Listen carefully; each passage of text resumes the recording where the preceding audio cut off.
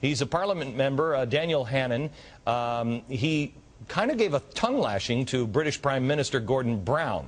Watch this. Last year, in the last 12 months, 100,000 private sector jobs have been lost, and yet you created 30,000 public sector jobs. Prime Minister, you cannot carry on forever squeezing the productive bit of the economy in order to fund an unprecedented engorgement of the unproductive. You know, and you know that we know that it's nonsense. The markets have said so, which is why our currency has devalued by 30%, and soon the voters too will get their chance to say so. They can see what the markets have already seen, that you are the devalued Prime Minister of a devalued government. Yeah. Daniel, welcome. First of all, thank you for speaking your mind on this. It's refreshing, especially being there in France, to hear some common sense. Help me out. Yesterday, basically your Treasury Secretary, the guy who runs, the Bank of England, came out and said, "We're out of money. Stop spending money." Yet the rest of the world, including us, spending money like it's out of control. What is going on? Yeah. I mean, that's because we've already spent all of ours, right? It's not because we've got this right. It's because we got it wrong earlier than you guys, and so the coffers got emptier quicker than yours did. You've got problems, but I wish we had your problems. You're making things worse, but you're starting from a better position. Every single thing that our government has done, literally every single thing it's done, has made things worse. The bank bailouts, the nationalizations, the subsidies, the deferred tax rises.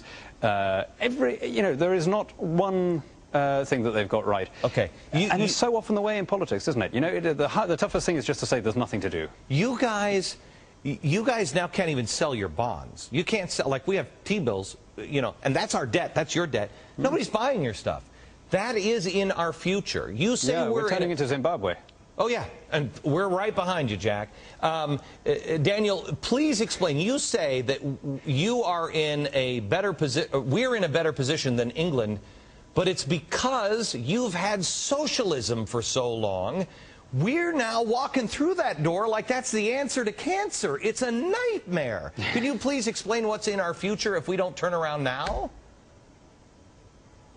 Yeah, I love this show. I wish we had TV like this in the UK. Well, you never get a question like that on the BBC. It's just unthinkable. Yeah, the truth is exactly what you say. We had socialism for 10 years.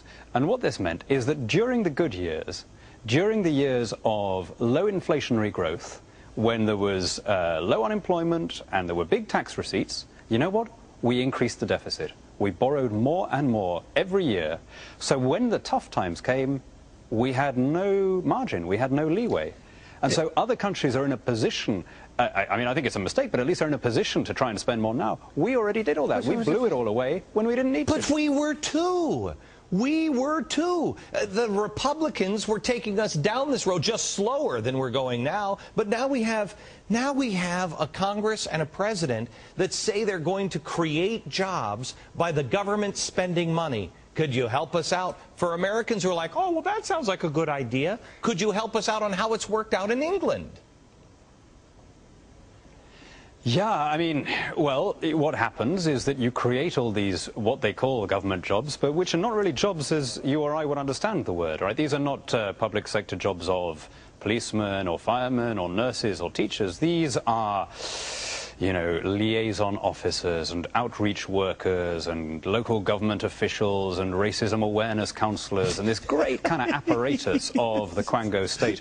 And the basic purpose of creating these jobs is to make them want to vote for the guy who created the job, because they know that if a fiscally conservative government should take over, they are going to lose their jobs. And so we now have a kind of out-of-control Labour government that has got nothing to lose, because they know that it's going to be us who has to pick up the mess in the event, and they would rather bankrupt and break every last thing in the Treasury than alienate their last remaining constituency, which is the government employees who know that they've got nowhere else to go. Real quick, could I ask you this? We've only got 30 seconds here, Daniel, but you're standing there, you're the parliamentary representative for the United Kingdom there at the EU. So you're standing there at the EU.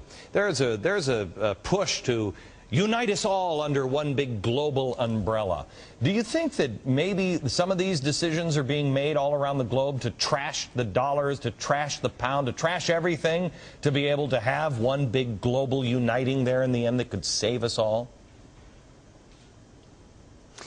I certainly think that the more remote government is, the worse the decisions get, the more expensive it becomes, the more bureaucratic it becomes. You know, one of the really good things that you guys have got right, and that I really want us to import from you, is that you've devolved power. You've got this Jeffersonian idea that you take decisions as closely as possible to the people.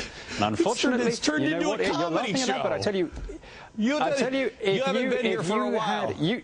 You've got a constitution. I tell you, you've got a constitution that begins "We the people." The Treaty of Rome begins "His Majesty the King of the Belgians." Right? Yours is based around decentralizing power, taking decisions.